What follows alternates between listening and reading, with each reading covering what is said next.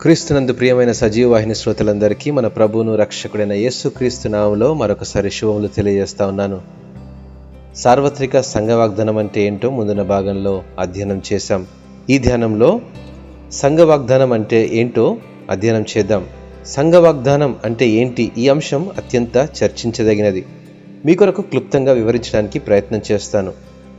సంఘం క్రీస్తు ప్రణాళికల కేంద్రం. కుటుంబాల సమ్మేళనమే సంఘము. సంఘముల సమ్మేళనమే సార్వత్రిక సంఘము. క్రీస్తు మూలరాయిగా అపోస్తలులు వేసిన పునాది మీద కట్టబడినదే సార్వత్రిక సంఘము. సంఘము క్రీస్తు శరీరము, క్రీస్తు ఆ సంఘమునకు శిరస్సు. సంఘంలోని పరిశుద్ధులే అవయవములు. పరిశుద్ధాత్ముడు అనుగ్రహించిన వరముల చొప్పున వేరువేరు పరిచర్యలు. దైవజనుడు లేక సంఘ కాపరి ప్రార్థనపూర్వకముగా దేవుని నుండి పొంది బయలుపరిచిన లేఖన భాగమే సంఘ వాగ్దానము. సంఘ వాగ్దానము ఆ సంఘములో ఉన్న పరిశుద్ధులందరి కొరకు సామూహికంగా చేయబడినదని తెలుసుకునవలను. సభ్యుడను అనుకునే ప్రతి విశ్వాసి ఈ వాగ్దానం గురించి తెలుసుకొని ఏర్పాటు చేయబడిన ఆ సంఘ క్రమంలో పాలిభాగస్థులుగా ఉండి ఆత్మీయముగా వర్ధిల్లవలనని క్రీస్తు యేసు ఉద్దేశమై ఉన్నది.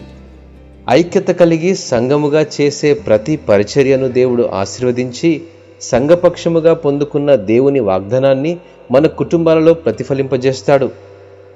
ఐక్యత కలిగి దేవుని వాగ్దాన పునాదుల మీద కట్టబడిన ఏ సంఘమైనా విస్తరించబడాలే గాని విచ్ఛిన్నం అయిపోకూడదు. అలా విచ్ఛిన్నమైన సంఘాలకు వాగ్దానం నెరవేర్చబడకపోగా అందులోని ఏ కుటుంబం కూడా అభివృద్ధిని, ఆశీర్వాదమును అనుభవించలేదు. అపోస్తలుడైన పౌలు సంఘానికి ఒక క్రమాన్ని వివరించారు. బోధ, సహవాసం, ప్రార్థన మరియు రొట్టె విరుచుట. ఈ 4 మన సంఘ క్రమంలో ఉన్నప్పుడే అది సంపూర్ణ దర్శనము గల సంఘమై వాగ్దాన ఫలం పొందగలుగుతుంది. సంఘ క్రమం అంటే కేవలం సంఘం నడిపేవారు మాత్రమే పాటించవలసిన విధి విధానములు కాదు.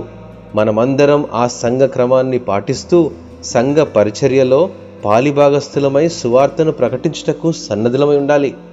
వాక్యములో ఎదిగి బోధనలో బలపడిన మనము నివసించే ప్రదేశాలలో సువార్తను వెదజల్లే పరిమళ వాసనగా జీవించాలి.